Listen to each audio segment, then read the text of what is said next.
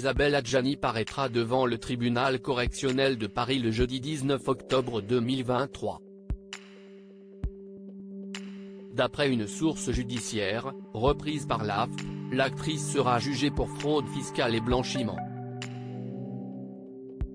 Un nouveau rebondissement dans l'enquête lancée après la révélation des Panama Papers.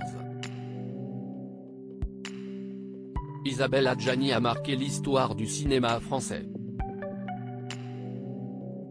À l'ère des grandes plateformes de streaming, la comédienne a même accepté de prendre un risque en s'affichant sur Netflix, aux côtés d'une grande actrice américaine.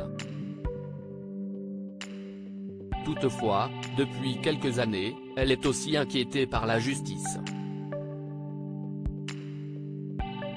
Vous vous souvenez sans doute de l'affaire des Panama Papers.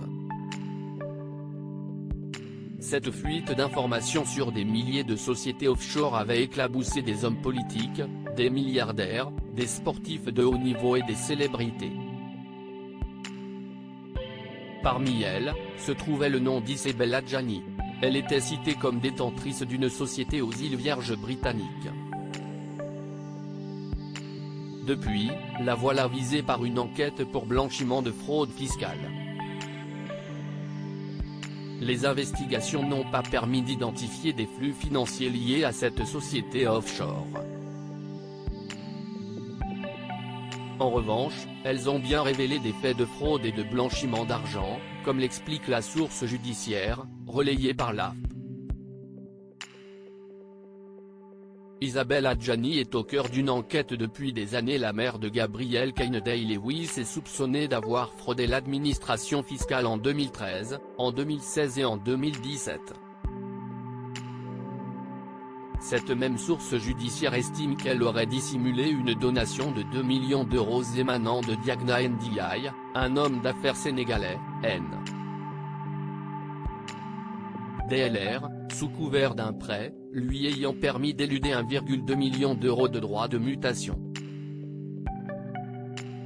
Elle rapporte aussi qu'Isabelle Adjani se serait fictivement domiciliée au Portugal pour éluder 236 000 euros d'impôt sur le revenu. Isabelle Adjani est également poursuivie pour blanchiment, après des faits commis entre les États-Unis et le Portugal en 2014.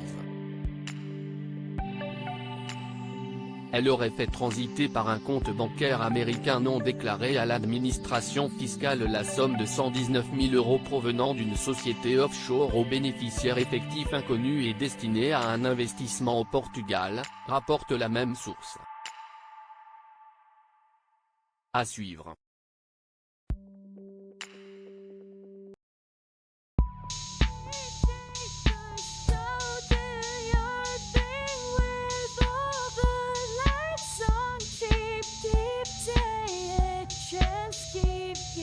Take a chance, you can just keep